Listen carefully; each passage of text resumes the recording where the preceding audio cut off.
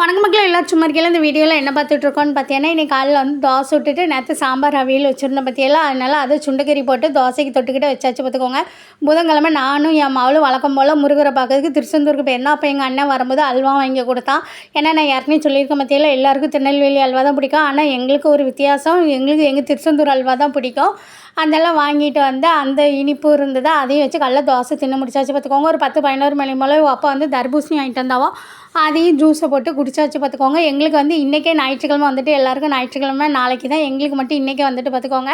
ஏக்குன்னு கேட்டேன்னா, நாளைக்கு அப்பாவுக்கு வந்து ஒரு சடங்கு வீடு இருக்கும். அதனால் மத்தியானம் அவன் அங்கே சாப்பிட போயிடுவோம். நானும் என் மகளும் தானே. அப்புறம் நாளைக்கு எங்களுக்கு நினைத்த கறி எடுக்க அப்பா சாப்பிடாம அப்படின்னு சொல்லிவிட்டு, அப்போ நான் தானே அப்போ இன்றைக்கி கோழிக்கறி வாங்கிட்டாங்களே, இன்றைக்கி நெய்ச்சோறு பொங்கி கோழிக்கறி வச்சிரும் அப்படின்னு சரின்னு சொல்லி வாங்கிட்டு வந்தா பார்த்துக்கோங்க. நல்லா சூப்பராக பாஸ்மதி அரிசியில் நெய்ச்சோறு பொங்கியாச்சு, கோழி குழம்பு வச்சாச்சு. அதுக்கப்புறம் என் மாமா வந்து அந்த சிக்கனில் வந்து லாலிபாப் செய்கிறேன்னு சொல்லிட்டு செஞ்சால் பார்த்துக்கோங்க. அப்படியே ஹோட்டலில் திங்கிற மாதிரியே இருந்தது. கேட்டு எப்படி இவ்வளோ அழகாக செஞ்ச, என்ன ருசியாக இருக்குது அப்படின்னு பார்த்துக்கோ. எல்லாம் யூடியூப் பார்த்து தான் அப்படின்னா. அப்புறம் வந்து தயிர் சம்பளம் வச்சாச்சு. எங்கள் சேனலை சப்ஸ்கிரைப் பண்ணுங்கள் மக்களே.